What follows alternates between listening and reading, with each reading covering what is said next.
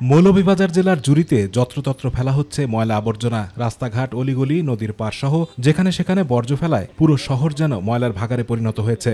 যেখানে সেখানে ময়লা ফেলার কারণে দিন দিন বিপজ্জনক হয়ে উঠছে চারদিকের পরিবেশ। ফলে চরম স্বাস্থ্য ঝুঁকিতে রয়েছে সাধারণ মানুষ সহ শিক্ষা প্রতিষ্ঠানের কোমলমতি শিশুরা।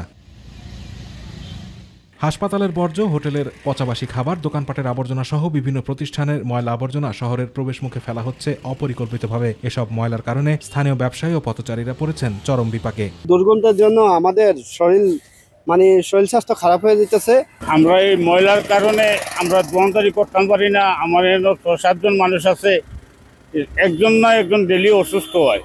রাস্তার আশেপাশে অনেক ময়লা আবর্জনা ফেলানো থাকে, তাই আমাদের যাতায়াতের জন্য খুব কষ্ট হয় এবং আমরা অনেক সময় এই দুর্গন্ধের কারণে আমরা অসুস্থ হয়ে যাই। এখানে অনেক ময়লা আবর্জনা ফেলানো থাকে, এগুলো অনেক দুর্গন্ধ। আমরা চাই এগুলো পরিষ্কার করা হোক। বর্জ্য ব্যবস্থার এমন চরম ভোগান্তি দেখে ক্ষোভ জানিয়েছেন পরিবেশবিদরা। তারা জানিয়েছেন যেখানে সেখানেও নদীতে বর্জ্য ফেলার কারণে পরিবেশের বিপর্যয় সহ বাড়ছে দূষণ। আমরা যে পরিবেশ বিপর্যয় দেখতে পাচ্ছি, আমরা স্থানীয়ভাবে যেটা বলতে চাচ্ছি সেটা হচ্ছে জুড়ি নদীতে যে ময়লার ভাগাড় এবং বিশেষ করে রাস্তার আশপাশে যেভাবে পলিথিন নর্দমাতে ফেলা হচ্ছে, আমাদের ভবিষ্যৎ প্রজন্ম নিঃসন্দেহে এগুলো হুমকির সম্মুখীন। বর্জ্য ব্যবস্থাপনার বিষয়ে অচিরেই নেওয়া হবে সরকারি উদ্যোগ, জানিয়েছেন উপজেলা নির্বাহী অফিসার। যাদের ব্যক্তিগত জমি আছে তারা দান করতে পারবেন।